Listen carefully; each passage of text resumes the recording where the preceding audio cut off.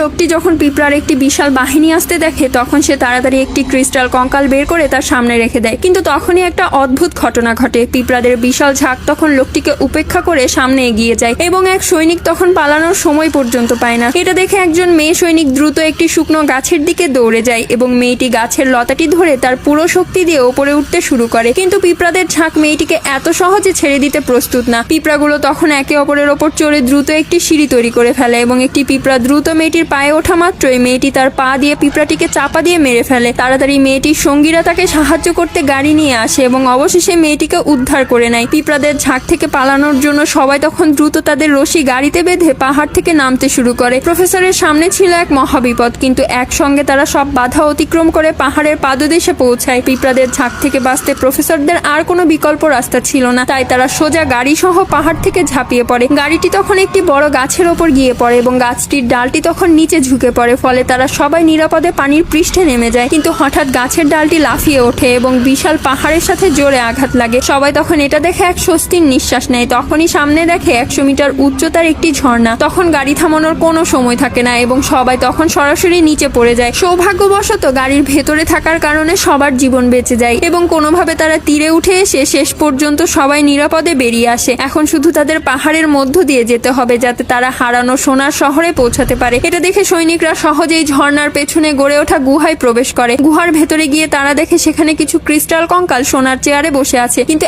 একটার মাথার খুলি ছিল না। তবে একটি শর্ত থাকে যে যদি খুলিটি তার আসল স্থানে ফিরিয়ে রাখা যায় তবে মহাবিশ্বের সব রহস্য বুঝতে পারার শক্তি পাওয়া যাবে। পরের মুহূর্তেই ক্রিস্টাল খুলিটি হঠাৎ করে নিজেই কঙ্কালের সাথে সংযুক্ত হয়ে যায়। এরপর সবার চোখের সামনে এমন কিছু ঘটনা ঘটে যা তাদের মেরুদণ্ডের শিহরণ সৃষ্টি করে। সেই ক্রিস্টাল কঙ্কালটি তখন মানব দেহে জীবিত হয়ে ওঠে এবং খুলি উঠিয়ে সবার দিকে তাকিয়ে দেখতে থাকে। প্রফেসর তখন ক্রিস্টাল কঙ্কালের সামনে এগিয়ে যায় এবং প্রাচীন মায়ান ভাষায় তার সাথে কথা বলতে শুরু করে। ক্রিস্টাল কঙ্কালটি তাদের সাহায্যের জন্য কৃতজ্ঞতা জানিয়ে বলে যে ব্যক্তি এই খুলিটিকে ফিরিয়ে নিয়ে এসেছে তাকে একটি অমূল্য পুরস্কার দেওয়া হবে। এটা শুনে মেয়েটি দ্রুত তাদের ইচ্ছা প্রকাশ করে। তারা মহাবিশ্বের সবকিছু বুঝতে চায় এবং মেয়েটি সভ্যতার সব জ্ঞান পেতে চায় যা এই পৃথিবী থেকে অনেক দূরে। কিন্তু যেই মুহূর্তে মেয়েটি এটা বলে তৎক্ষণাৎ ক্রিস্টাল কঙ্কালের চোখ থেকে সাদা ধোঁয়া বের হতে শুরু করে এবং মেয়েটি তখনও সবকিছু জানার সভ্যতা চাইতে থাকে। কিন্তু যখনই ক্রিস্টাল কঙ্কালগুলি একত্রিত হয় তখন মেয়েটির মস্তিষ্ক হঠাৎ করে অতিরিক্ত চাপ নিতে শুরু করে। কয়েক সেকেন্ডের মধ্যে মেয়েটি তেজস্ক্রিয় রশ্মিতে পরিণত হয়ে যায়। পরের ভিডিওটি দেখার জন্য প্লিজ সাবস্ক্রাইব।